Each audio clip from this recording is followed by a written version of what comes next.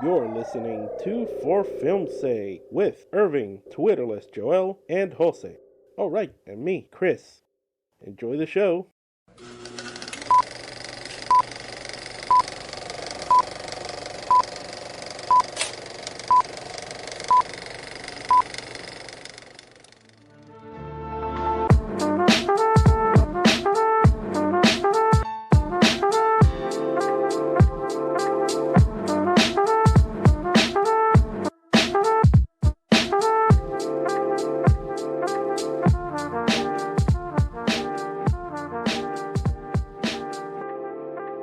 All right, here we go. Another episode of For Film's Sake.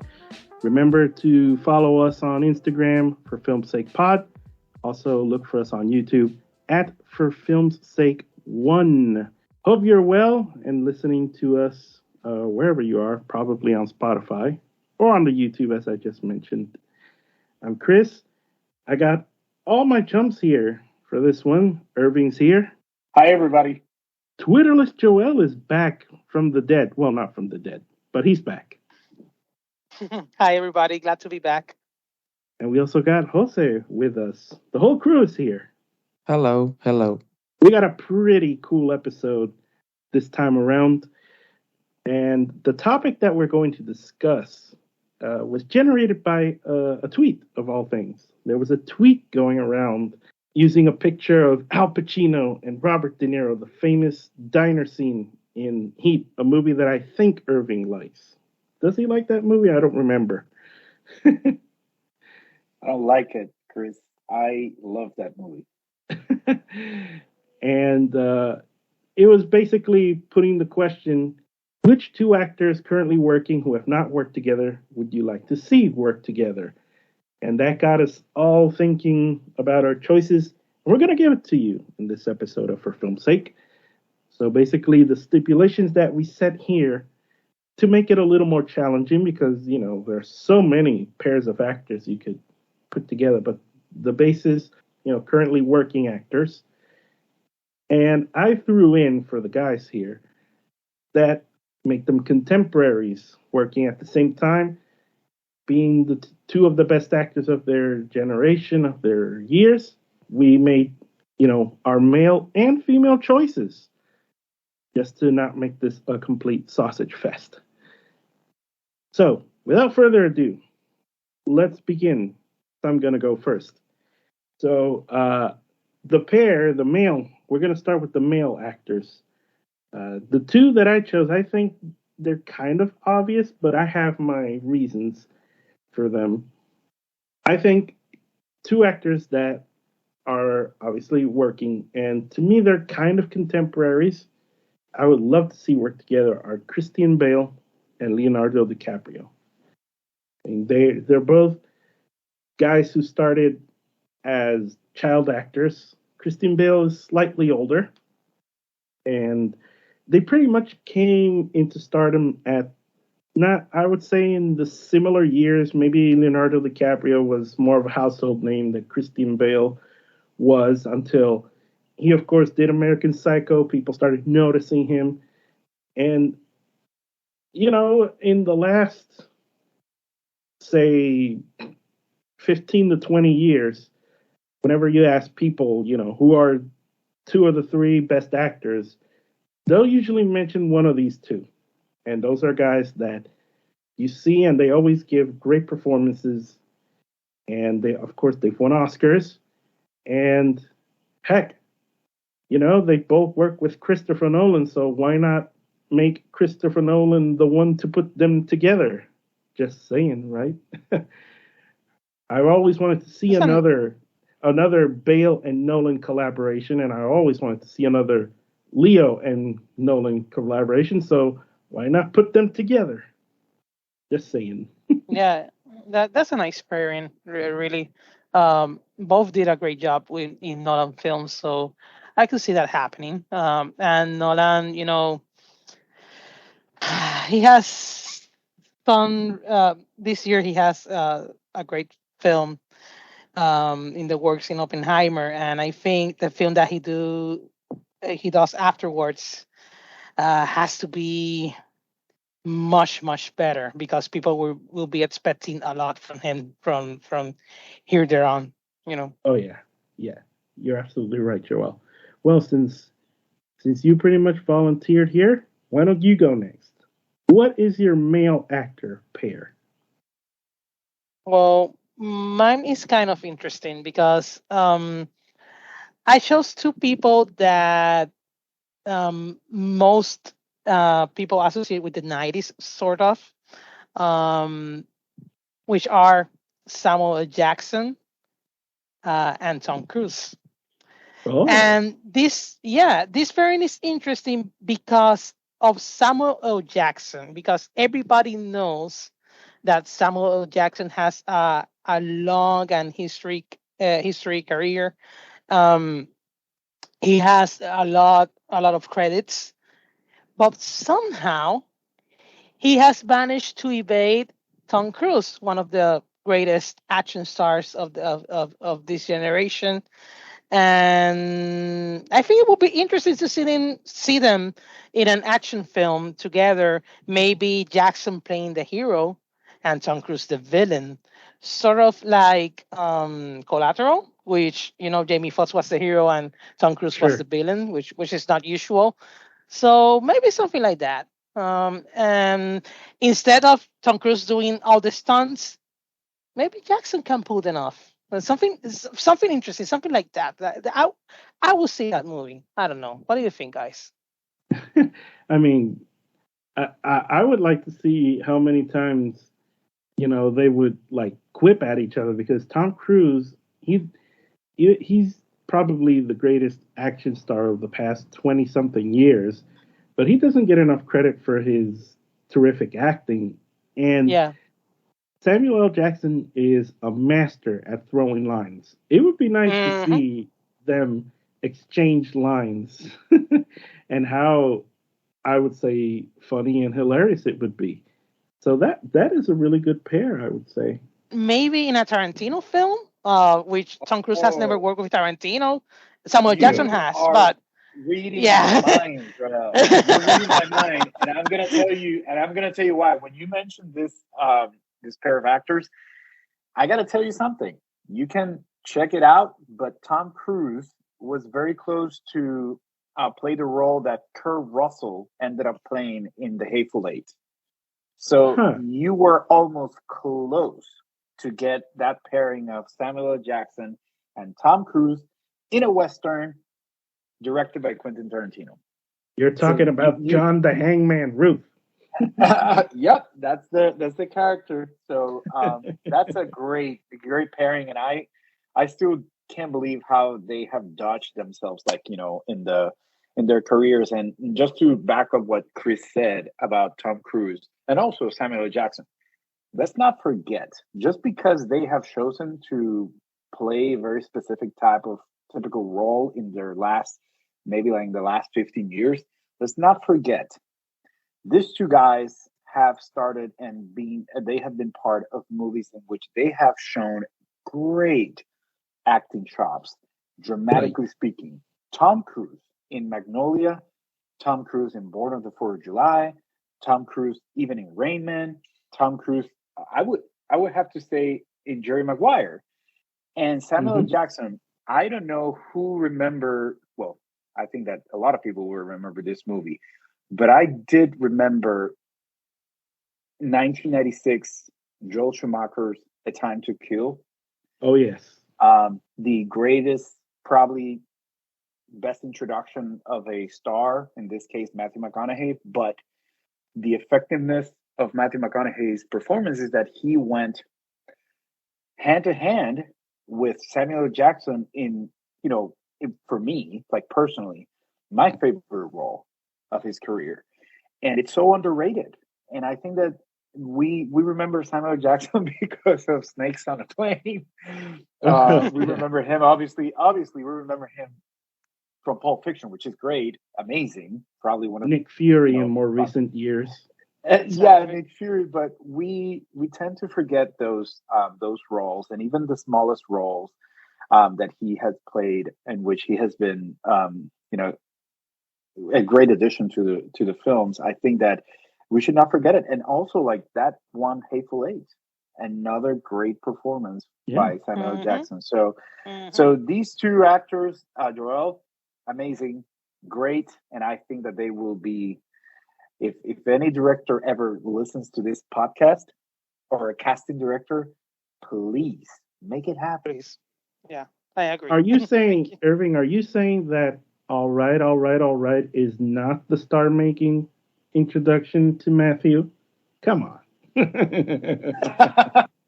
Or Do Livin. not forget Dazed and Confused, please, and thank you. Okay, so Irving, what's your pair? uh, well, this is going to be a very a funny string that Joel initiated and started, and I am holding it now because one of my actors is Tom Cruise, and the other one it's Denzel Washington. Huh. So, Tom Cruise and Denzel Washington, for me, they defined what we call nowadays Hollywood superstars.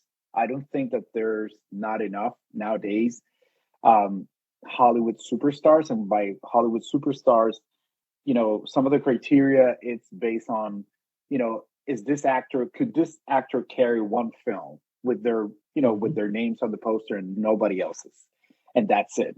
Would this film be successful or a franchise be successful just based on like on their face and their names?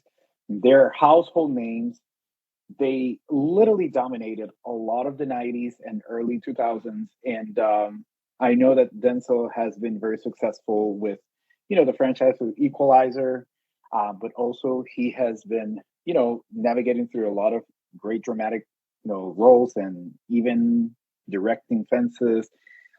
And I always um, kind of picture having Denzel in a film um, with Tom Cruise. And the reason why I think about this is because I think we got close to it and it never happened because in 2007, um, American Gangster came in, and even though it was with a super red hot Russell Crowe who was making bangers after bangers for a Mhm. while, for a long time, and they paired him up again because they were in virtuosity and they, Ridley Scott got them together. But I've always had this kind of like, you know, it's like a sting there that always thought like, what would have been if Tom Cruise would have made that role, or would have been, casted in that role, the Richard Roberts role that Russell Crowe played, Yeah. in a great way because it was a great performance. But I've always wanted to see because I think that now I'm not going to say they're egos, but these two are big stars. Like I've seen Sure. many movies that you see the poster of a Denzel Washington film and you don't even see his first name. You just only see his last name, Washington. And it's probably only his face and that's it.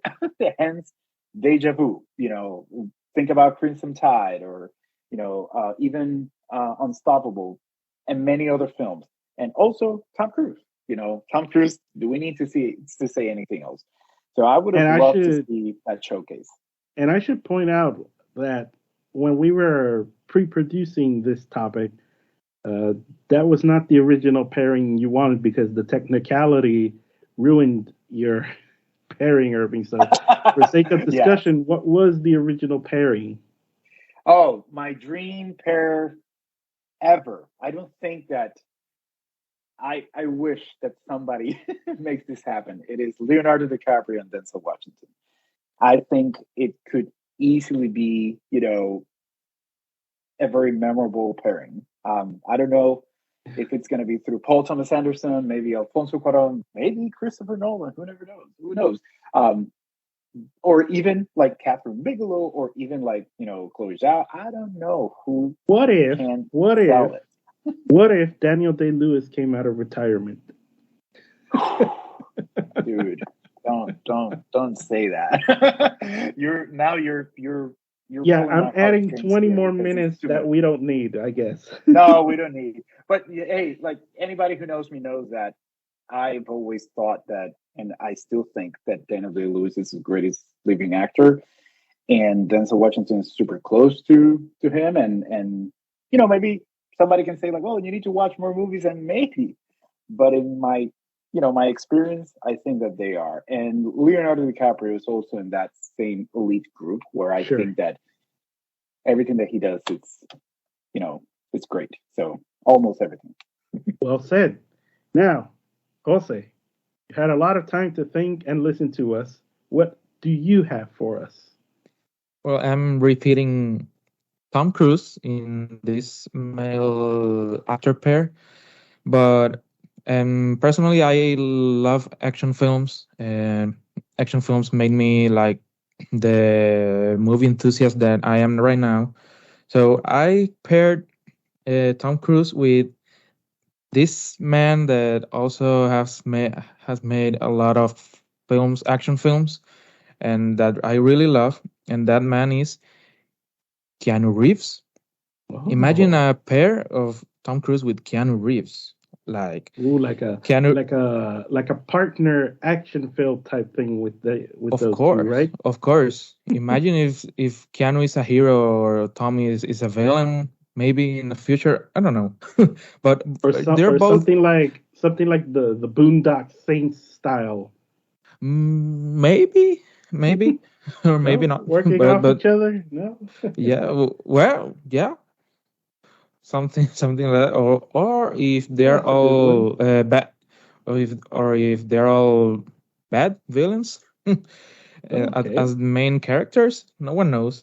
But I have this pair of Keanu and Tom, like because Keanu and Tom both are they have made stunts, their own stunts, Sure. extensive training, especially in Keanu Reeves martial arts, and with Tom Cruise, these challenging action sequences, like like in, like with the motorcycle in the last Mission Impossible film, Yeah. like this free fall scene. Um, Both are known for their longevity in the film industry.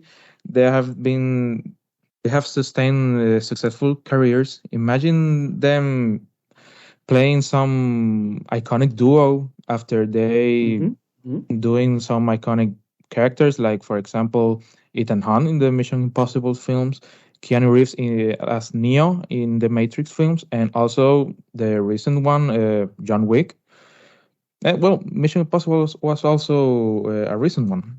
There were two of the best action films from last year: Mission Impossible: Dead Reckoning Part One and John Wick Chapter 4. Uh, im- Imagine something like that, like a mix up between those films, or something like that. I think Um, Irving would camp out at yeah. to get into watching that. Imagine. Listen, I got to pitch an idea for all of you guys. I don't know if you've ever seen this movie. I'm hoping that Joel has seen it, and I know that Jose Omar, you like to revisit like classics, and also I'm hoping that Chris has seen. But have you ever seen a movie called The Professional? The Luc It's Besson a film. Luc Besson film. I have, yes. Initially called Leon the Professional. It Right. had an incredible performance by Natalie Portman.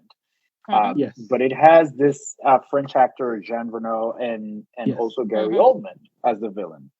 When Jose Omar started talking about it, I was like, "Oh my gosh!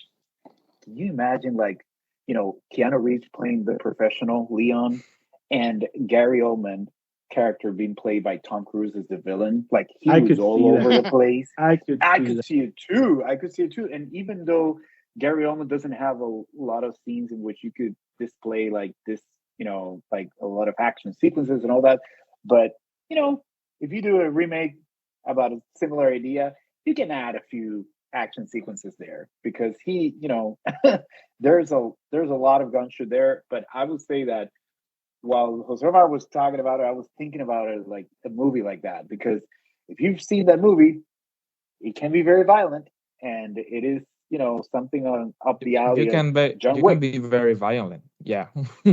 And with that film, oh my god. Yeah, very I much could so. see don't, that happening for sure. I don't want to imagine a remake of The Professional with this pair of actors, but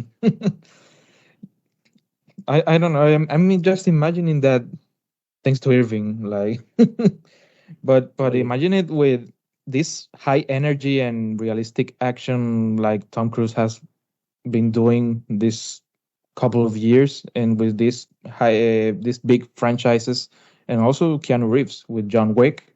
So you're saying uh, Face Off? It could be that. That's the type. That's the oh, type that could happen for sure. That's the type of film they can definitely pull off.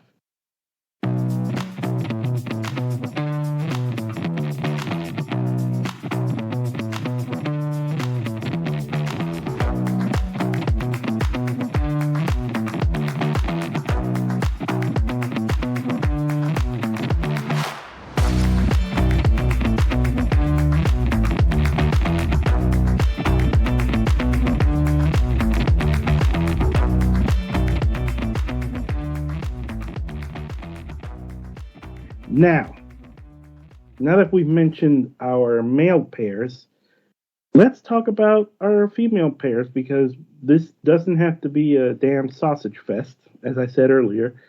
So let's go back to the original question. I mean, which pair of female actors would you like to see working together that haven't? So I'm going to go to Joelle for the first answer. So tell me, which is your pair? Well, okay. So I maybe had a crush on both of these actresses at some point. They're both active. They're both young, and they're both some of the best actresses of their generation. Um, I'm talking about Saoirse Ronan and Jennifer Lawrence. Um, Ooh. yeah. Um, both of them started very young, Yeah. especially Saoirse Ronan, which everyone knows from Atonement. Jennifer Lawrence, most people know her from Winter's Bone in 2009, and they're both some of my favorite actresses ever. Um, and hear me out. My proposal for them is to both of them make a comedy film because both of them, both of them have great comedic timing. If you know Jennifer Lawrence, how she behaves in awards season, and you have seen her in some comedy movies. The No one hard that feelings. No Hard Feelings, but the one that won her the Oscar, Silver Linings Playbook, is also a comedy. So you know she can do it. Uh, but Saoirse Ronan is more known for her dramatic side, although Lady Bird had a little sprite of her comedic timing. But Yes. there's a little film called See Them Running, which I think it premiered in 2021. I think it was a little film that everybody forgot that exists, but she has a comedic role there that she Okay. shines. She does a really good job in her role, and that made me think that she could do more comedies. She will be great in more comedies, and if she does it with Jennifer Lawrence, who's also very good in comedies, I think this could be a pair that can win an Oscar in supporting actress and actress or whatever. I don't know. They can do it. That is what I'm I, saying, and I want to see it now. I can see them. I can see them doing it. They that it's funny because they're still very young, and Yeah. they've both been around for such a long time that you can make that argument easily that they would have that effect. They've been around a long time, but they never worked together, and it would be a great pair to see. So I don't know. Call up go into your phone and find Greta Gerwig and see if she and Noah can get together and write something for that. Yeah. That would be a nice pairing. Jennifer Lawrence working for Greta Gerwig. Saoirse Ronan Yeah, has done it, but Jennifer Lawrence will be cool. yeah. And I want to see this movie. I want to see it now. So yeah, yeah. Irving, what is your female actor pairing that you Oof. have for us? You know what? I'm conflicted. This was more difficult than the male pairing, and the reason is because there are so many pair of actresses that I would love to see, like in a like I I would say like in a dramatic role or in a dramatic film or an intense film that shows their obviously their acting abilities and all that. And I'm talking about you're going to be surprised. I think I did a good research. I don't think that they have ever worked together, but I would love to see uh, Kate Blanchett and Regina King in one movie. Oh, oh. And That sounds I powerful. and yeah, I think that anybody that knows me, they know that my go-to is like an intense film. Like an intense film doesn't need to be like action-wise. It could be, a very, dense and heavy topic, and it could be a drama, it could be suspense, it could be a thriller, whatever it is. And I don't know, like something, along the lines of um, movies like maybe like She Said, Doubt, maybe um, I don't know. I'm thinking right now, like on the spot, but movies that like a movie or a script or a role that allows them to show, why they have been nominated for Academy Awards and won Academy Awards before, and having that, opportunity to have those, for me, legendary actresses would be great because I think that Kate Blanchett is the best working actress today. And I Hmm. think that Regina King, if she would have been working a little bit more often, and we know that there was a huge setback in her personal life, um, but obviously if she would have been like working a little bit more, and maybe if Hollywood would have been giving her a little bit more roles, I think that we would have had this before, like because there are many great roles there for them. I think that there's a movie coming up in a few months with Jessica Chastain and Anne Hathaway, and something along those lines. If you have the opportunity to see the trailer, you'll see. I think it's Mother Instinct, something like that.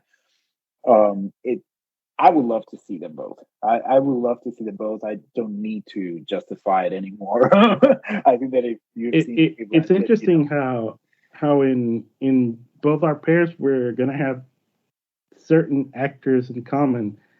I went back to the original question because the original question is thinking about Heat and the famous diner scene. So when I yes. did my choices, I basically put the actors that I was thinking about in that scene and played it in my head. Which actors would pull off a good scene that back and forth like De Niro and Pacino did in Heat? And I came to the conclusion with Leo and Christian Bale. And on the female side, I came up with the aforementioned Kate Blanchett and Viola Davis. Whoa. I mean, those two are actors. When they're in a scene, your attention is right on them. And the way they speak, their tones of voice, it's power and it grabs you. And those two sharing scenes, that would be out of this world. So I think they could pull it off. And I'm sure that that pairing would be amazing to see. I I can't wait till it happens if it does. And I don't know which director is going to have the cachet, if you will, to put them together. Somebody has to. Hey, how about Top Field? or That could or work. maybe like, or maybe like um what is the director of like First Cow? Kelly Reichardt. Kelly Reichardt. Kelly Yeah, Kelly Kelly Reichardt. Reichardt. Reichardt. Or even Jane Campion. I would love to see, or maybe Sarah Polley. But I think that those two actresses are just, incredible. Or oh my goodness, I forgot. Even Ava DuVernay. Um, I think would direct the living hell out of that film. And Chris, we were thinking very much alike because I love Viola Davis, and I would pay anything to see those two actresses hand in hand. And you mentioned that dinner scene or that cafe scene, which is very popular, and I think that yep, it'll be incredibly memorable, and it will be an instant classic. All right, Jose, what do you have for us? Well, I have two of my favorites actresses right now. Um, I I chose the female actor pair of Frances McDormand and Viola Davis that Ooh, are renowned for their powerful performances that showcase remarkable emotional range, authenticity, and both have the ability of fully immerse themselves in their characters. I like Viola Davis.